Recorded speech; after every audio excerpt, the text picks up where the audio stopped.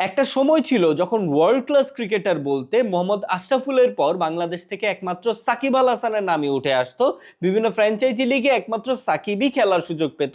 যদিও বাংলাদেশের আরো বিভিন্ন প্লেয়ার বিভিন্ন ফ্র্যাঞ্চাইজি লিগে মাঝামাঝি ডাক পেত, তবে খেলার সুযোগ, ম্যাচ খেলার সুযোগ খুব একটা হতো না। কিন্তু সময় এখন বদলে গেছে।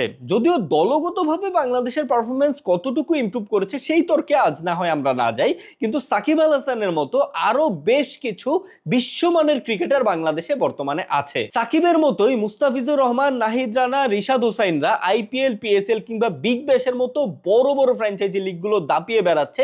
এটা নিঃসন্দেহে বাংলাদেশ ক্রিকেট এবং বাংলাদেশ ক্রিকেট ভক্তদের জন্য আনন্দের বিষয়। যদিও দলগতভাবে বাংলাদেশের পারফরমেন্স এখনো আপ টু দা মার্ক না, সেটার জলজন্ত উদাহরণ হচ্ছে নিউজিল্যান্ডের বিপক্ষে বাংলাদেশের খেলার শেষ টি-20 ম্যাচটা। কিন্তু তারপরও মুস্তাফিজ, নাহিদ, রিশাদরা যে বিশ্বমানের ক্রিকেটার হয়ে উঠছে, বিভিন্ন ফ্র্যাঞ্চাইজি লিগগুলো দাপিয়ে বেড়াচ্ছে, এইটার সুফল একদিন দল হিসেবেও বাংলাদেশ পাবে বলেই আশা করছি।